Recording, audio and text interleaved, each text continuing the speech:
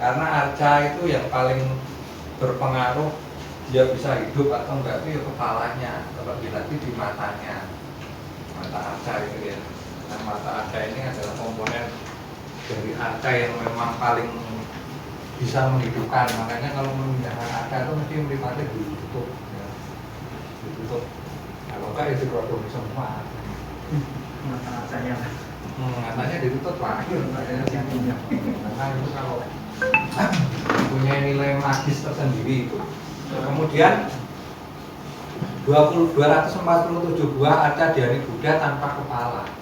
247 tidak ada kepalanya. 247 itu nggak ada kepalanya. Kepala arca yang disimpan di Balai Konservasi Borobudur ada 56. 56 loh Pak, padahal yang nggak ada kepalanya 228. Ironi lah, yang lain kemana ini nggak tahu. Ya cari aja di museum-museum di luar negeri sama di kolektor itu mungkin di sana. Ya mungkin seratusan berapa gitu tidak punya kepala. 170-an ada itu nggak punya kepala. Kalau ini bisa dicocokkan ya. Sebenarnya dari ini sendiri kan sebenarnya ini susah loh Pak. Mencocokkan 56 dengan 247 badan itu ada berapa kemungkinan yang gitu. Kita pakai cara manual ya, cara manual. Sedangkan semua arca itu bentuknya sama. Makanya kalau saya sampaikan itu tuh lebih susah kita mempelajari ikonografi atau ekonometri arca Buddha daripada Hindu. Kalau Hindu itu cetok kakinya pun cuma kakinya aja bisa dilacak. Kepalanya pun kepala gundung itu punyanya yang mana? Siwa, Wisnu, Brahma itu jelas. Tapi punya dari ikonografinya kalau Siwa itu mesti mananya 3. Di apa namanya mahkotanya ada tengkorak dan bulan sabit. Nah itu jelas. Wisnu juga sama, tangannya, kakinya ada sayapnya. Nah ini kalau komplit Pak, kalau komplit arcanya di Candi Borobudur 504 kalau komplit itu pagar langkan 1 ada 104, 88, 72, pagar langkan 5, 64, stupa tera 1, 2, 3 dan sebagainya itu. Tapi nanti jangan tanya ke saya. Ini angka ini ada hubungannya dengan surat Al-Quran apa gitu. Saya bisa jawab itu.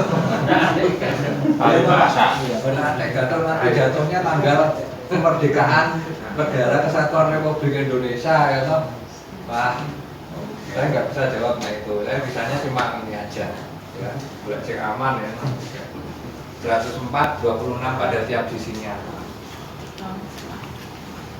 Ternyata perhitungan yang 228, 247 itu juga susah Pak kalau nggak dipetakan. Saya pengalaman ya Pak ya.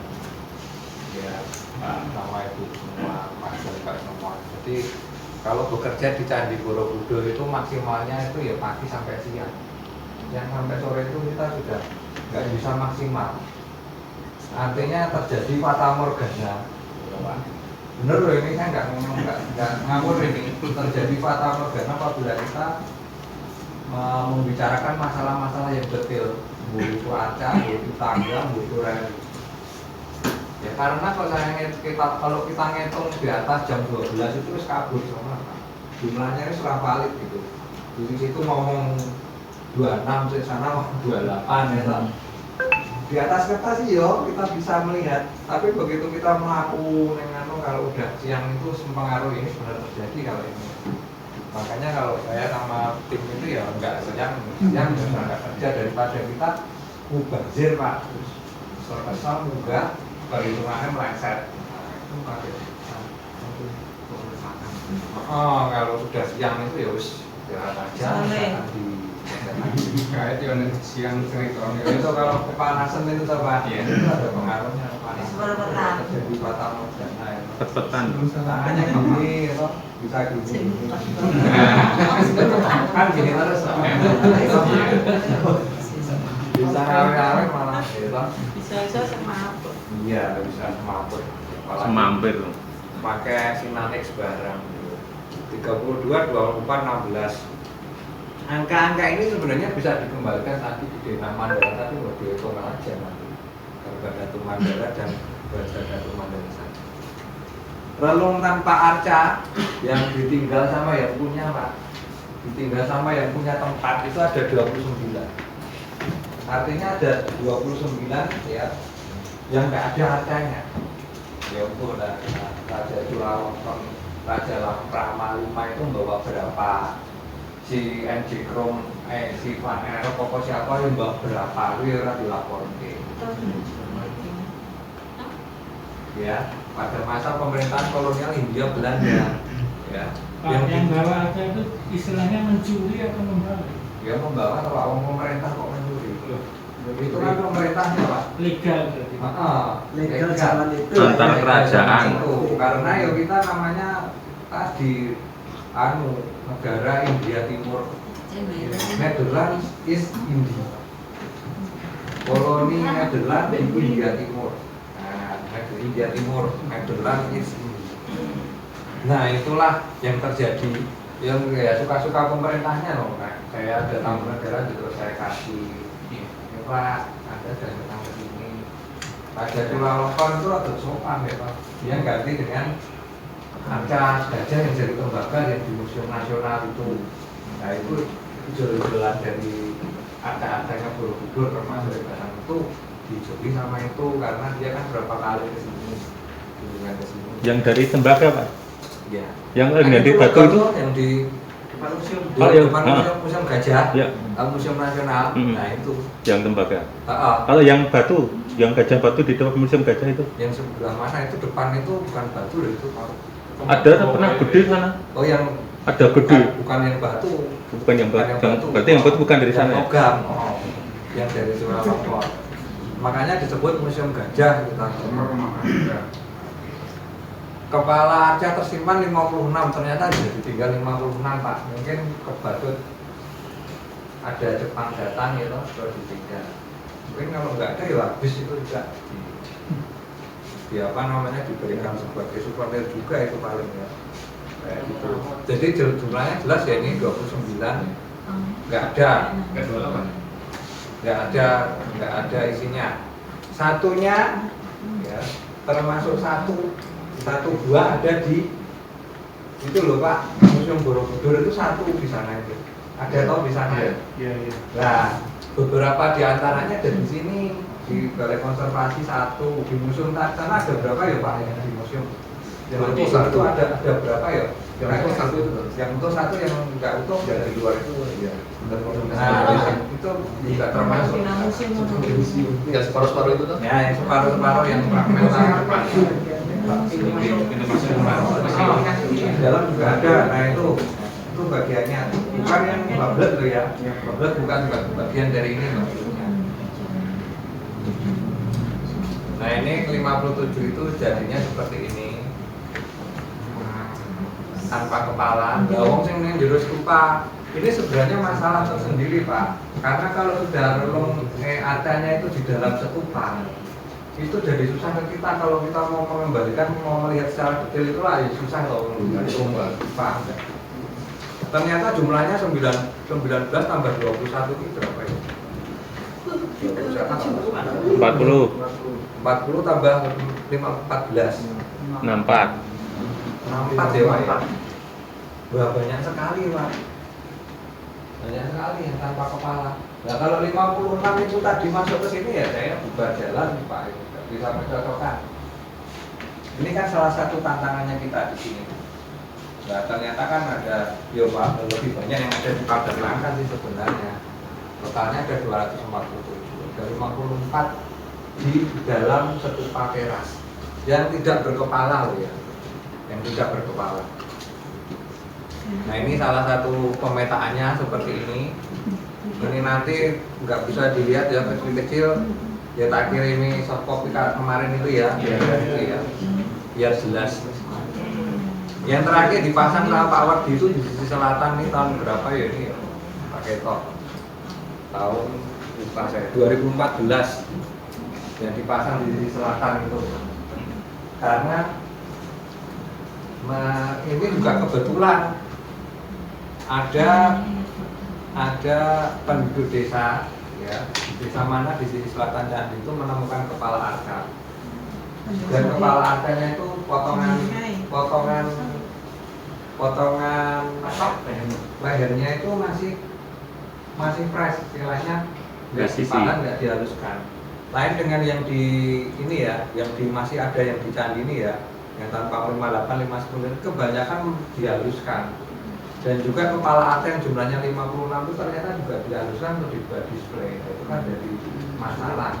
Kalau dia fresh, patahannya itu masih bisa kita runut lebih mudah. Nah, rumusan masalahnya bagaimana karakteristik arca di Buddha Candi Borobudur. Nah, ini masalah ikonografi sama ikonometri. Metode apa yang digunakan untuk mencocokkan arca di Candi Borobudur, dan nanti kita bahas metodenya. Nah, jelas kita nggak pakai metode kuning ya Pak ya. Sebenarnya bisa itu ya. Bisa itu, atau cuma karena kita harus ilmiah Pak. Nggak bisa nanti menurut Mbah Sopo ini repot. Nah, sebenarnya tujuannya seperti ini Pak. 247 56. Di antara 56 dan 247 itu bisa nggak dicocokkan, ya? Nah, ternyata juga terbentur. Kalaupun ada yang cocok, apakah warnanya sama Pak? Warna batunya? Tidak. Logikanya apa? Yang satu ditentang-tentangin yang Borobudur kok rumputan yang kerak, macam-macam kepanasan. Yang satu di dalam ruangan. Nah, ternyata itu salah satu kendalanya juga. Lalu tiba-tiba kalau kita sudah nemu dua ciri khas yang sama, tapi begitu kita kembalikan beda belah warnanya. Nah, mau kita TKI kita masukkan saja di situ. Kan ini kan juga jadi permasalahan juga yang harus diselesaikan. Nah, kebijakan dari pimpinan di Balai Konservasi tentunya, dari pimpinan di pusat. Kepala arca, ya, skenario-nya kepala arcanya Buddha 56 didokumentasikan, kemudian dideskripsikan dengan detail termasuk warna, deskripsi kerusakan, pengukuran kandungan unsur dengan XRF tadi, kemudian pengukuran magnetic susceptibility,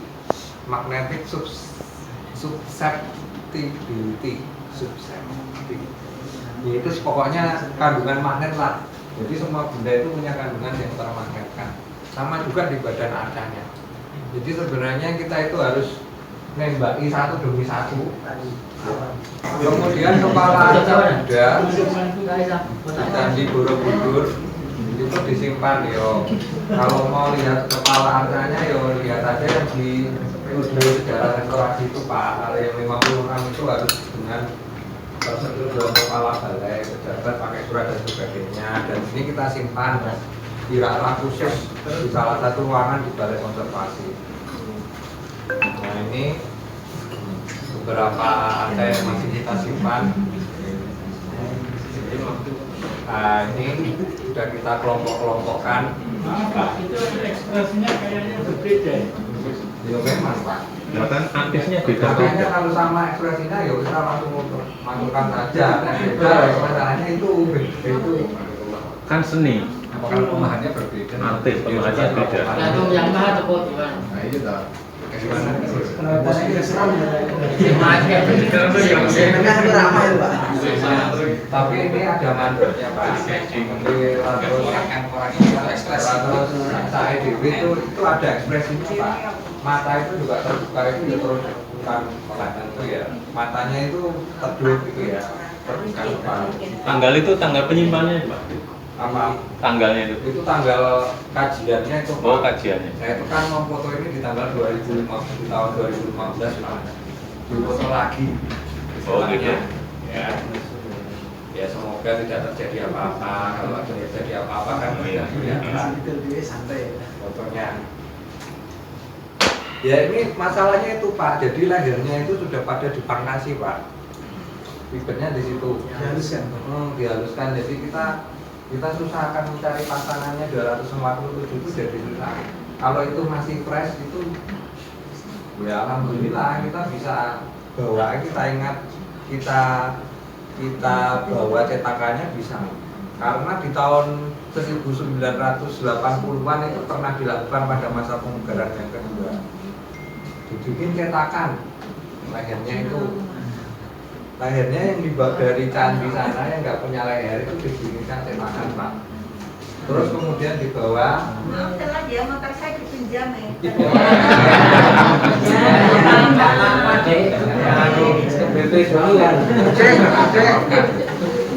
Dapat juga. Gak apa-apa deh.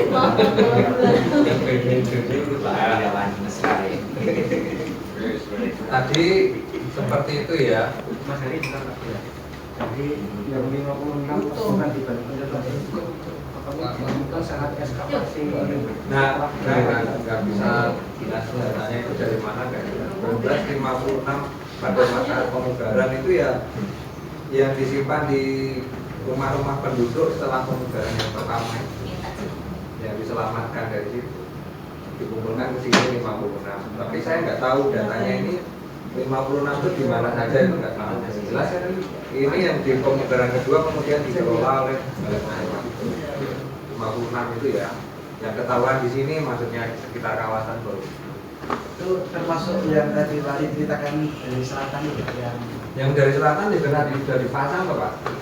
oh, tidak termasuk 56 bukan Bukan. Yang tadi wis direkap di sana. 56 itu yang belum dipasang. Yang tadi ya, yang dari selatan itu wis dipasang ke sana, sudah masuk ke sana. Seperti itu. Ini kemudian yang di studio sejarah restorasi, kalau mau lihat ya seperti ini. Wis di display gini loh Pak. Itu loh Pak. Jadi iya itu ya bingung jadi itu. Itu sebenarnya pada masa pemugaran kedua itu sudah sangat canggih sistemnya. Dengan sistem tadi cetakan